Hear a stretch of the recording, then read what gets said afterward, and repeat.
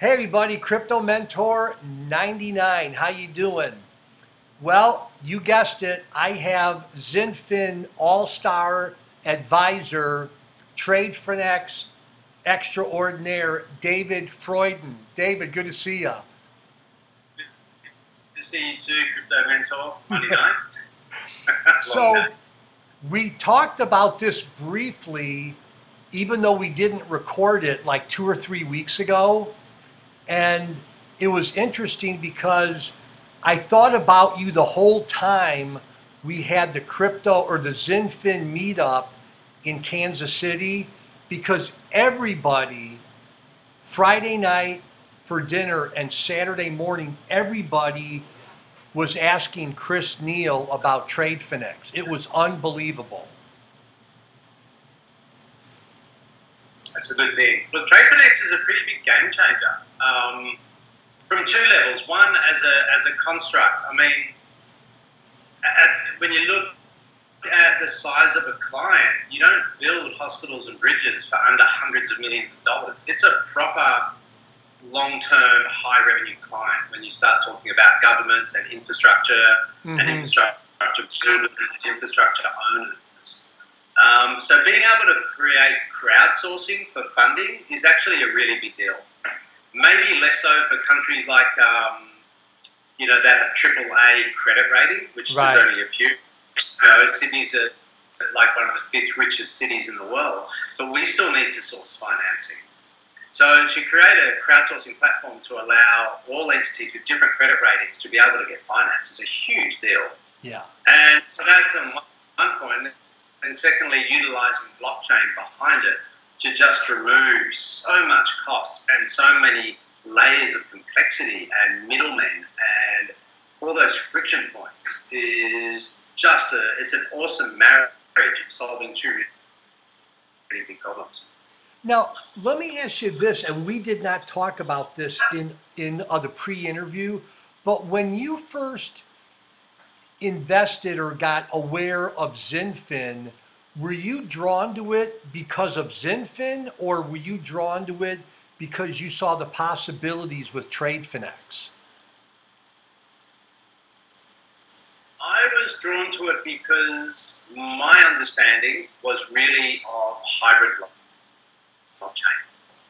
I looked at it and I went, what would be Ripple 2.0? Ripple 2.0 would be a XinFin. It would be a private network that allows all of the people to have total control, because you've got a lot of regulation issues and you've got commercial issues at the top end of town, governments, multinationals, institutions, banking. There's things that you can't do on a public blockchain, specifically due to regulation today. Of course, regulation changes, but regulation today just doesn't allow them to jump onto a public, even if they wanted to. So private blockchain solves that. What attracted me to XinFin was the addition of being able to tap into a public blockchain, into a hybrid, allowed not just total control still, but allowed the benefits of the public, which is immutability, decentralized verification, and those elements that I think are missing from pure private networks. And that's what got me excited about XinFin to start with as an architectural framework. And then I started reading more about it and learning about things about TradeFinex. And it took me a little while for my brain to get TradeFinex, and it took me meeting with a few governments and talking with finances to go, what are your hurdles? Why are they hurdles? How long does it take you to finance something? If you could do this, would it be quicker? And the answer was yes. So that got me more excited about it. Okay.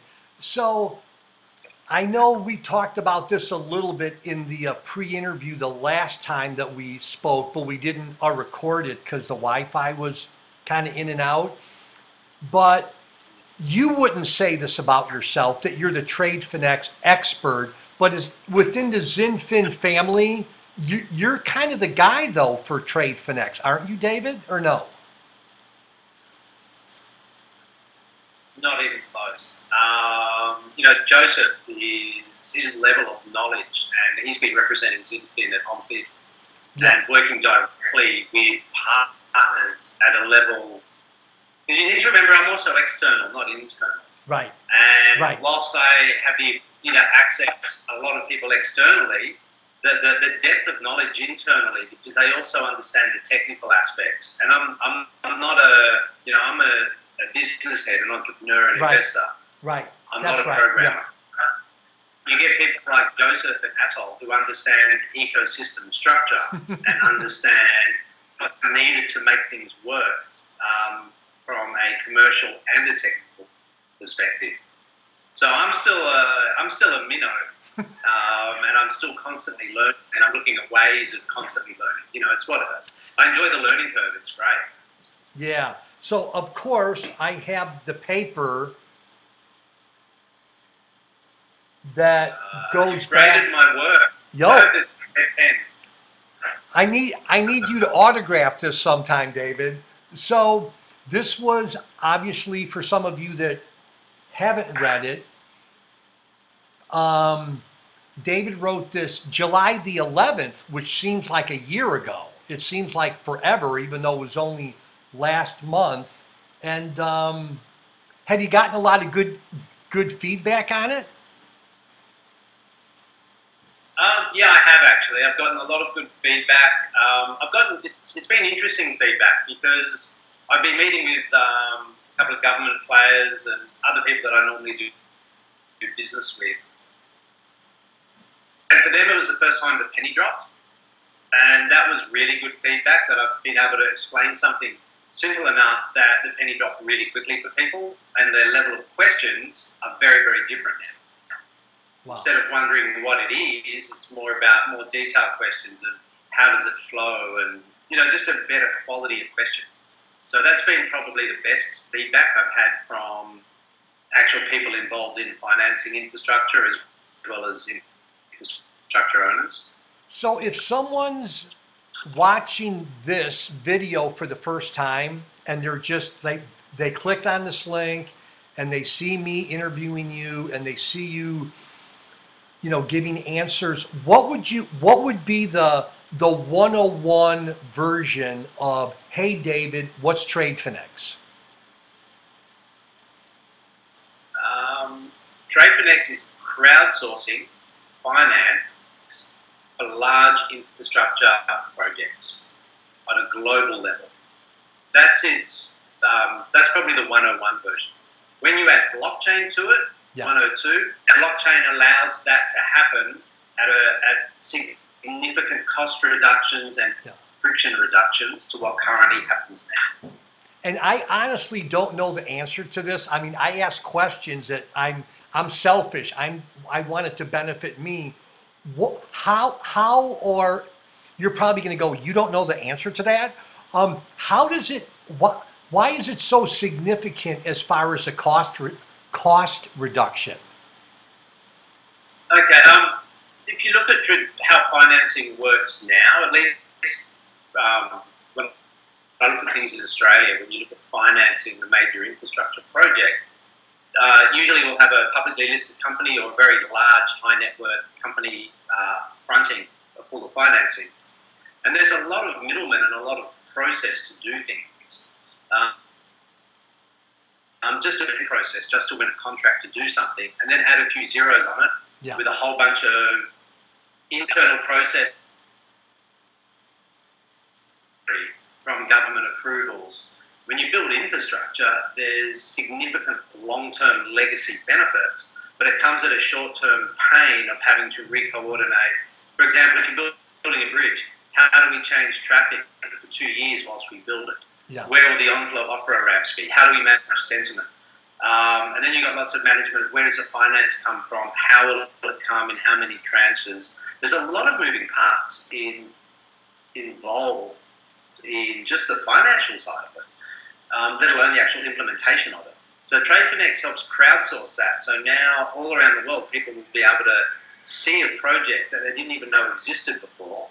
And rather than go, oh, we only invest in projects of a certain size, they're able, through blockchain, to be able to break that down. I think Joseph just presented about asset tokenization today or yesterday to OMFID. So it's really allowing a large, let's say, for example, a $200 million project can now be broken down into bite size through tokenization. So someone with only $10 million can still invest in that, where beforehand they couldn't.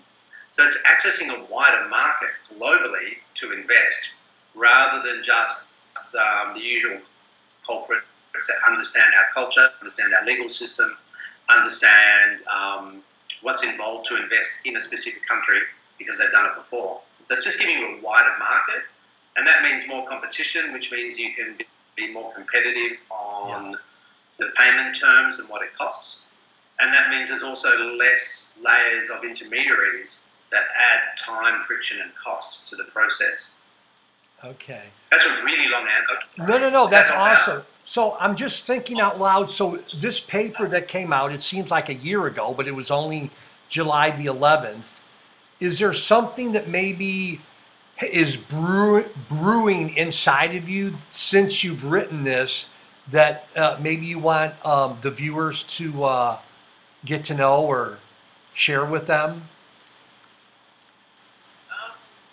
No, not really. I think really, you hit the nail on the head asking if I can explain it as a 101. What is TradeFinex at its most simplistic? And at its most simplistic, if you took everything else away, at its most simplistic, it's the ability to crowdsource finance globally on better terms and at less cost.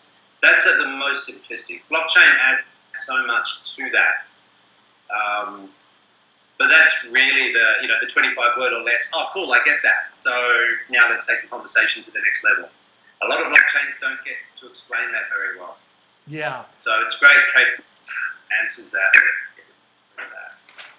So do you want to explain a little bit about basically the three participants as far as beneficiaries, suppliers, and investors, and how those are kind of linked together?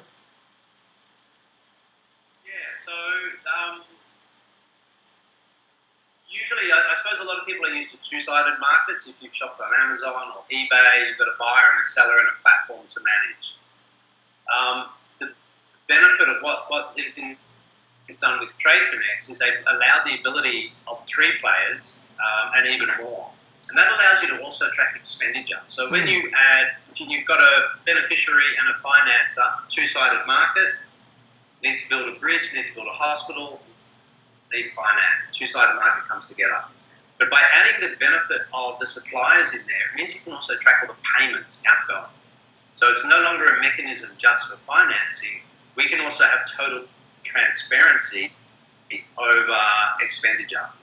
And there was a section I put in the report, which was an article written and published by the World Bank about how I think it was 2% of global GDP disappears through slippage/corruption in infrastructure projects. Just a couple of $1 trillion. Blockchain removes all of that. And the ability of TradeFinex to provide transparency, not just does it track where that money goes, it also becomes a deterrent as well. Yeah.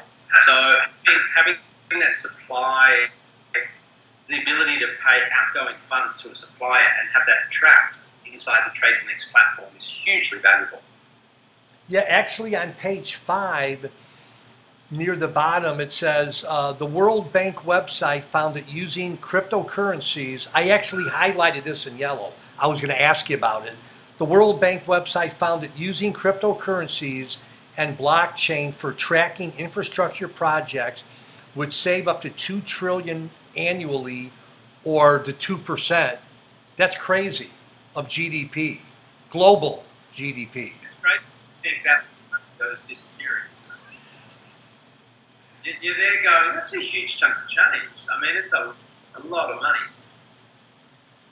So this is an article that I referenced from the World Bank website. It's not my research, it's third-party research, and it was published on their blog. But it's really interesting that it highlights there's been a lot of work done in this space. And I know there's been work done by major companies as well. For instance, Walmart recently internally have introduced blockchain just so they can track goods within their network. Yeah. So they don't need a public blockchain. They're not interacting with. And that alone, an article took them from 6 days to manage returning a faulty good to 15 minutes. And that's a tremendous cost in human labour that's being saved, and the ability to track a good and return it, to be able to provide the whole journey. And to do that from an outward going payment mechanism in a massive project worth millions and tens of millions or hundreds of millions is really important, both for the beneficiary and for the financer. Wow.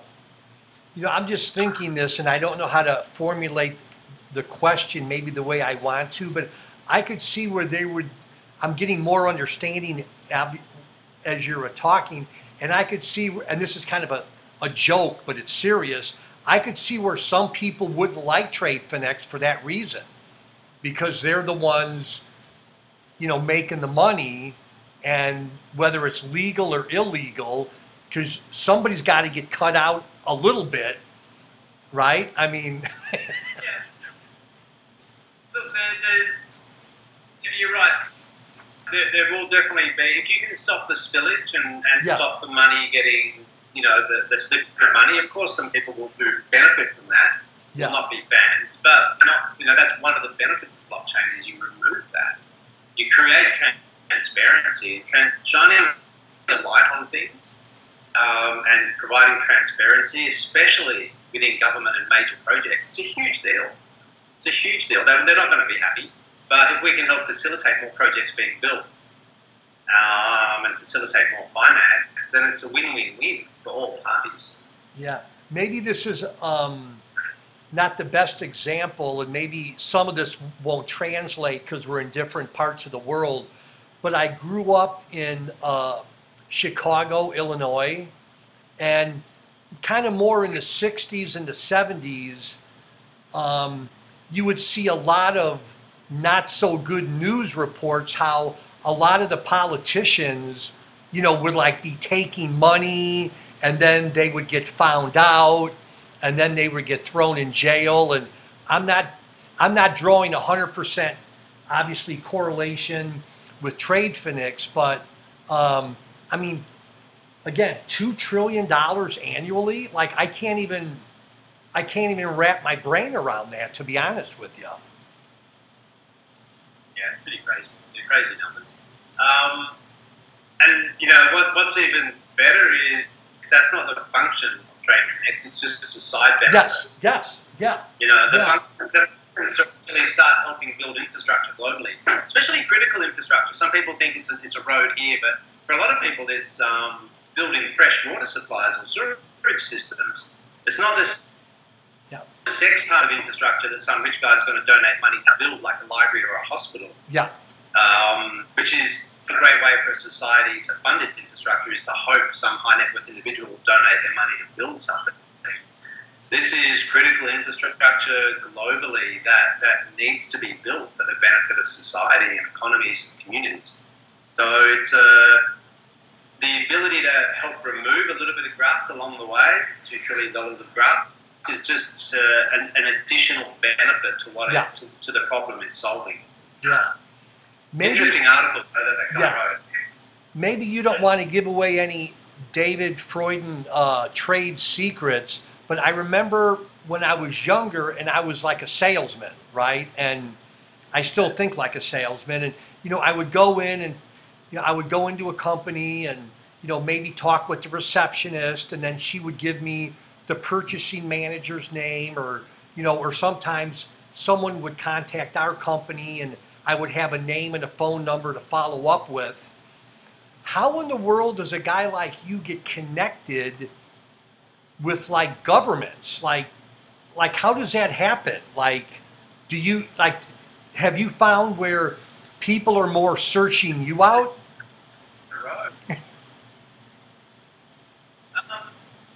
No, not really. They're not searching me out. I'm not at that level. I definitely attend. I attend a lot of forums and meetings. And, where I live, Sydney's not a big town, and being involved in the areas that I'm involved commercially is not big either. So you just become, it's like any business. You start networking within your network. Yeah. As you mentioned before, you hosted a great XinFin dinner. You're creating networks within your networks. And when I have a question about something, and I'm a curious human, I love finding out about it, and I relate better face to face than reading books. So if I have a question about something, I try to find out who would be the best person that can share the knowledge I need effectively and efficiently, and I go meet with them. Yeah. Interesting. Yeah, I'm not shy to do things like that. And most people are happy to share. Yeah. If You're the right. question, Yeah. if it's an honest question, it's about you. Just as you're generous with your time, many people are generous with their time. You just need to ask. Yeah. So I'm being selfish. Is there another paper coming out in the next couple of months on TradeFinex, or are you,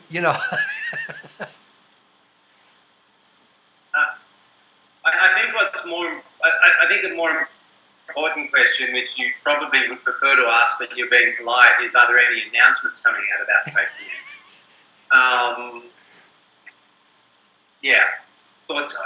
So look, with TradeFinex, my goal with that article was to help explain what TradeFinex is as simplistically as possible, with some complexity and some referencing to help explain what it does at a global level.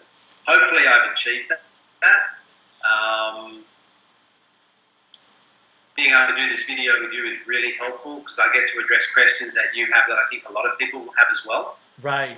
In regards to more articles, I don't see yet regarding TradeFinex, but there's definitely a lot of other articles regarding the partnerships that come out through TradeFinex and through XinFin as we move forward, because there's more and more partnerships happening every week, as you'll be aware of through the community groups and what's been announced by Chris with Change Inc. and most recently yesterday with the discussions that Joseph had with OMFIF about asset tokenization for infrastructure projects. So we're at that point now where we're getting more and more momentum, and as things, if I feel things need to be explained more, then I'll write more about them to hopefully help that. Right. Is that a really long way of answering your going maybe? So I'm on page 1 of your paper, and again, I highlighted this. It says, it is forecast that 94 trillion needs to be invested in global infrastructure projects by 2040. Again, that's once you start going from millions to trillions, I kind of get that. Like, I can't even comprehend the global infrastructure needs when it starts to hit trillions and trillion, and in this case, $94 trillion. I mean, that kind of goes over my head, Big numbers. They're big numbers, and there's also numbers within the numbers. Like, that's the total amount that's forecast that's needed. But you also have what they call a gap between what's needed and what's available. And I think that's around 15 trillion. So out of that 94 or 27 trillion, out of that 94 trillion, a lot of that money's already been earmarked. We know that OMFIF already has around $35 trillion under management to invest in infrastructure, as do a lot of other parties. But there's a gap that's still needed to be found of 15 to 27 trillion. That's still, it's still, there are projects that need to be done that don't have the funding. And hopefully with XinFin and TradeFinex, we can find that financing for it. So we've got financing that we know kind of exists for those projects, for some projects, but there's that gap as well that needs to be filled. And crowdsourcing will help address that, as will asset tokenization, because it chunks down the price tag. It makes investments more affordable. It means you can help contribute towards investing in something. And right now, the only way to do that is if the financer is a publicly listed company and you can buy shares in it. Yeah. So in Australia, we have Toll Holdings and the Macquarie Infrastructure Fund that are publicly listed. I could buy shares, be a shareholder, and through that end up investing in an airport or roads. But asset tokenization breaks that down even more. So high net worth individuals have the opportunity to contribute because it's now affordable for them. Okay. It's crazy numbers, huh? Yeah, and you know what? You may have answered this. You may have answered this in a question that I gave maybe at the beginning, but let me kind of rephrase it. So what is your, I'll use the word passion. Maybe that isn't the right word, but what is your, like your drive, your passion, your, I don't want to say what makes you get up in the morning, but what is your, well, I guess I'll just say it like this. What is your passion with TradeFinex, or your interest with it? Besides the paper, like, It's an interesting question. My passion is not specific TradeFinex. It's what it can do. yes, right, right, right. I see it as a lever. Yeah, If infrastructure projects can be built out of the betterment of communities and societies, and again, I live in Sydney. We're a wealthy country, and we still need a second airport. Yeah. That's been debated for 20 years. yeah, But there are countries that need fresh drinking water, that need hospitals, that need infrastructure. If TradeFinex can help facilitate the advancement of economies and communities Yeah. and a better quality of living, yeah, that's an awesome thing to facilitate. That's a really cool thing. yeah, And the focus isn't so much helping first world countries be more first world. It's more second and third world being able to fill up a lot of gaps yeah.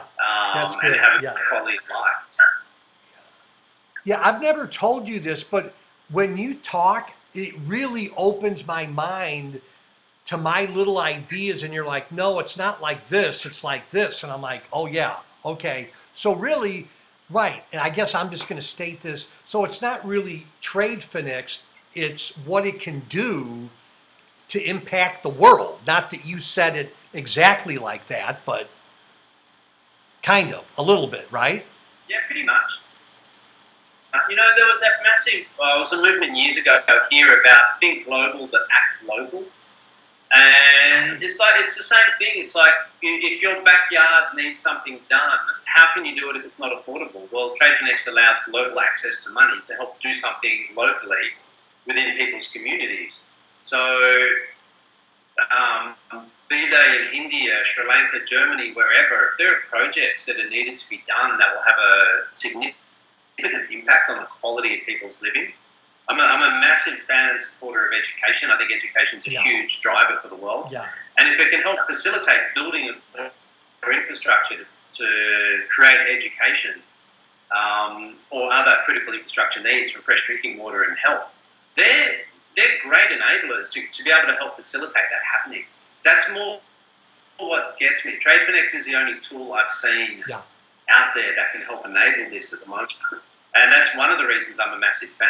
And they've been able to couple it with blockchain and, more importantly, gain the ear and to get meetings at levels that are significant levels of government and investors to help make it all happen. That's a big deal. If you think about the doors they're opening and the people they're talking to, it's a pretty big deal. And no, they're not going to sign on a dotted line in 15 minutes to help appease the when moon people. But what they will do is create relationships that are long term, as projects are long term. If you want to build a hospital, that's what, a 3-5 year build. It's not a quick one day, let's go sign one massive check. It's an ongoing process where funding comes. So long-term relationships at the right level of is what is being established. Joseph's kicking some serious goals in that department. So is Atoll and the whole team behind it are building the infrastructure to get there. Wow.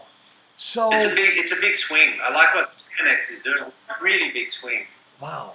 Okay. So let's see. How do I ask this question? So, not that TradeFinex only works with governments, which is where I kind of get stuck at sometimes, but looking back, right, like the past year or year and a half, and the work you've done and the people that you've talked to, when you present, I'll just say TradeFinex to them, are people starting to catch on a little quicker than they did a year and a half ago? Like, oh, I've read an article about that, or, oh, I know what you mean, David, or is it still...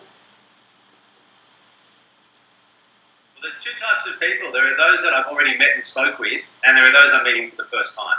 And I think the process of writing the article helped me articulate a lot better what TradeFinex is to help them understand. And those that have known me for a year and a half have heard me go on, or not a year and a half, about a year. They know my journey and they understand where I'm coming from. One of the ways I help explain it though is I was a really big supporter of microloans loans? Because as I covered in the article, there's two areas.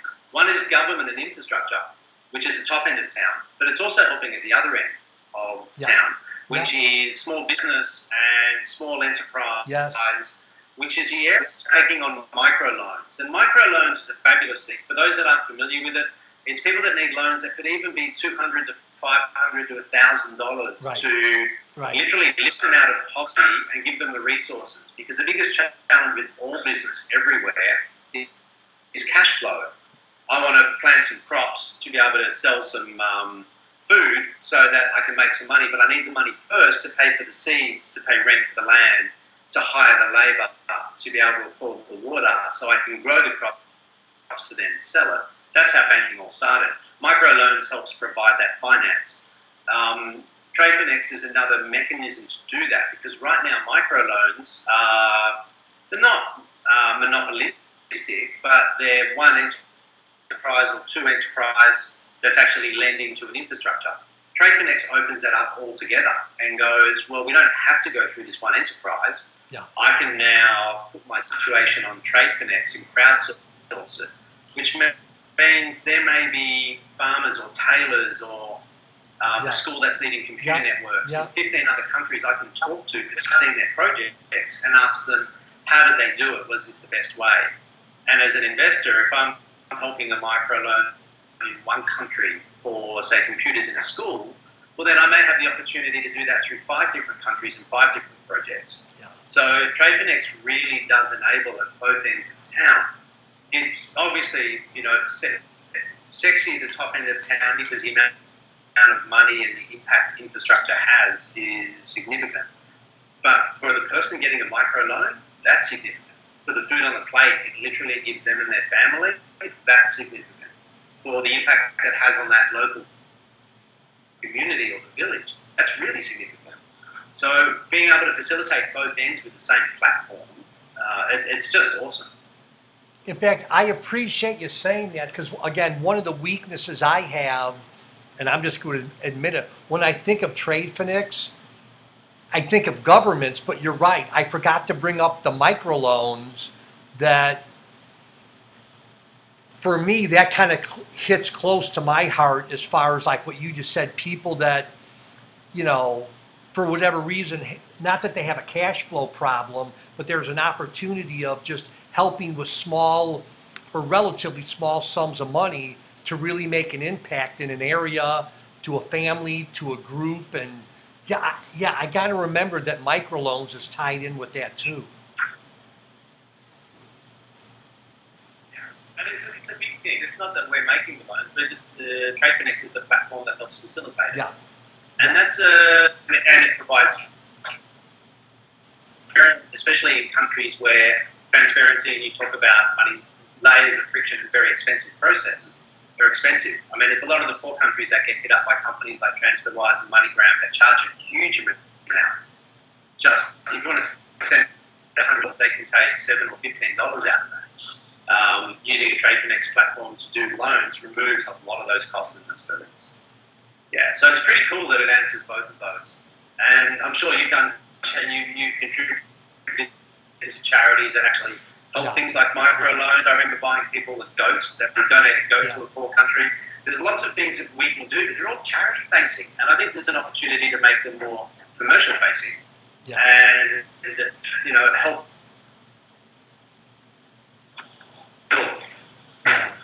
So whenever I do an interview, I always end with the same question, no matter who it is. So you're going to have the last word, David. Is there anything that maybe you just want to say in ending, or you're like, no, I think I've said everything that needs to be said for this interview? Or is something out, like on your mind? No, not really. I've been... The only thing I'll end with is that we're now really getting at the part of traction. We're starting getting to the pointy end of getting traction.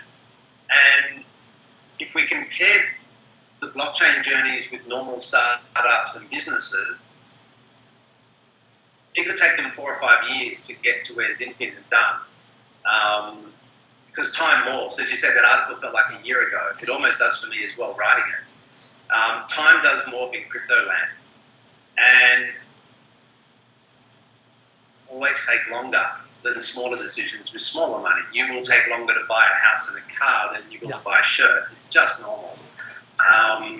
So it's not about preaching patience. It's just understanding, you know, it's a business, a global business, tackling a very major societal and global opportunity to help solve. It's great to be part of the journey. For those getting involved early, you know, like ourselves, yeah, there's always going to be, that's fine, but it's the fact we're doing something of value as well, which I'm really proud to be a part of supporting. So thanks to everyone for coming on board and supporting. It's great to see the community grow. It's great to see some seriously intelligent questions in the community when I pop in and have a look through Telegram.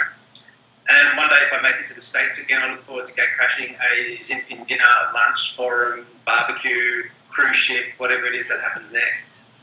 Not a fan of cruise ship. No, that's good. Well, David, really, I really mean this. Thanks for the time. Thanks for your patience. Thanks for your skill set. And really, thanks for being part of the XinFin family. I appreciate it. Likewise. Thanks for... See you guys. Bye-bye. Thanks, David.